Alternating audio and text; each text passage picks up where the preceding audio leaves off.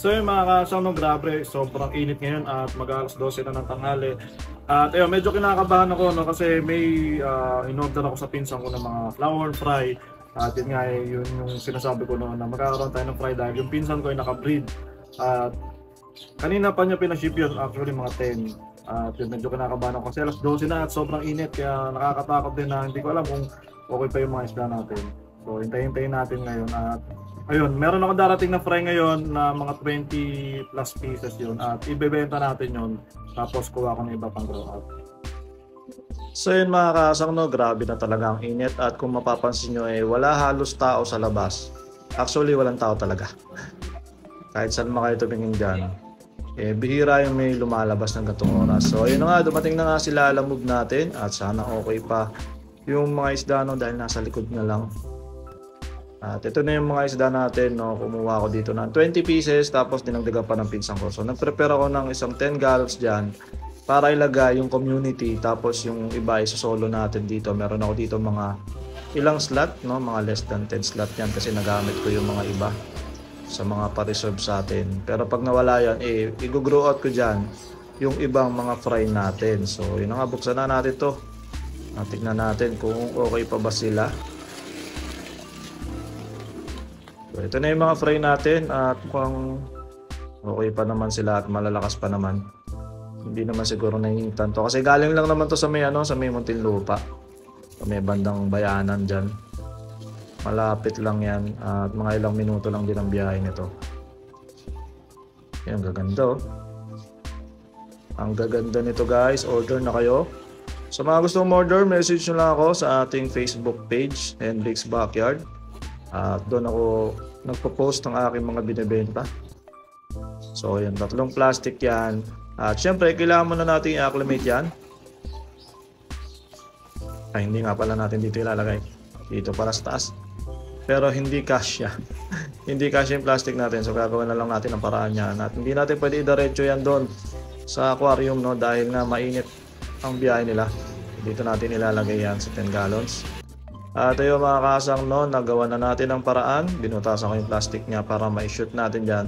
Pero hindi ko pa rin naman sila nire-release dahil i-acclimate natin yan ng mga 5 to 10 minutes para hindi sila mabigla sa temperature ng tubig.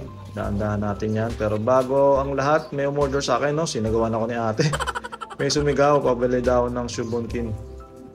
10 peraso yata yung ano niya. Ay hindi, 20 pieces yung kailangan niya pero mga 10 piraso na lang ata to. So ibibigay ko na lahat to. Shubunkin para sa kanilang flower, arowana. Meron kasing arowana yung suki natin na nabili nito. At yung mga kasang, no, 12 pieces yan ang order sa akin. 10 pieces lang. So ililibre ko na lang yung dalawa, no. At 50 pesos yan, 12 pieces.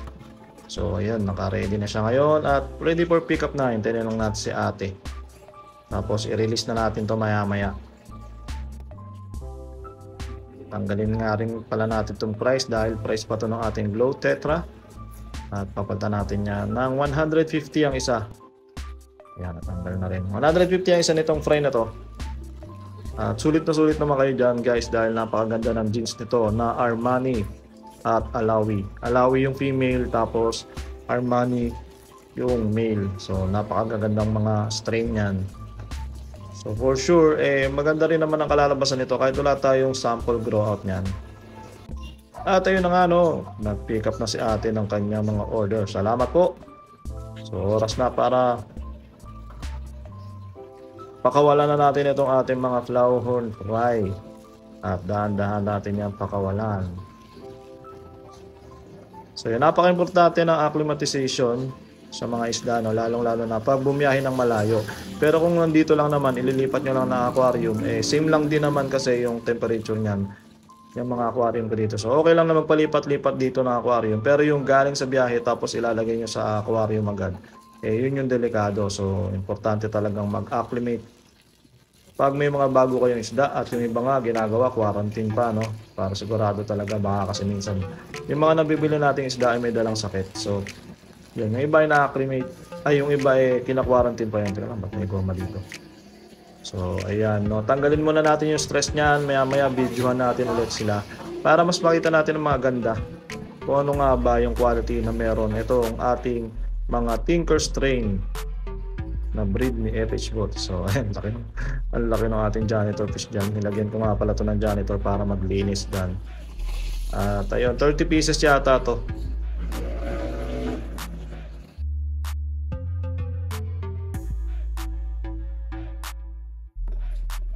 At so yun mga kasang, no, tingin ko medyo stress na lang sila, hindi na ganun ka-stress kagaya kanina. At ayun, namimili nga ako dito, baka may biglang kumindat sa aking isang fry dito o kung ilang mang fry, itatabi ko para sa akin. Dahil gusto ko rin mag grow out nito. At sa tingin ko naman magaganda naman siya, may mga full mass ako nakikita. At ayun, parang ganda na isa. Teka lang, may nakita ko isa yan, ganda. Ayan, ganda. So ayun guys, meron na tayong itatago. Ayan, may napili na ako isa. Parang meron pa ditong tie silk. May mga tie silk na kasama rin pala to. So ayan, may nakita ko isa at yun na yung itatago ko para sa akin. Pero ang dami pa rin naman maganda dito. Ayan, ang mga full mask. At sigurado namang mga mga crossover pearls. Yung full mask na lang talaga ang pipiliin nyo. At ayan, yung akin na itatago. Ayun, ang ganda. Isa lang yan. So yan, magtatabi ako na isa. Palalakihin natin yan at try natin kung mapalaki natin hanggang breeder size. Bahala na.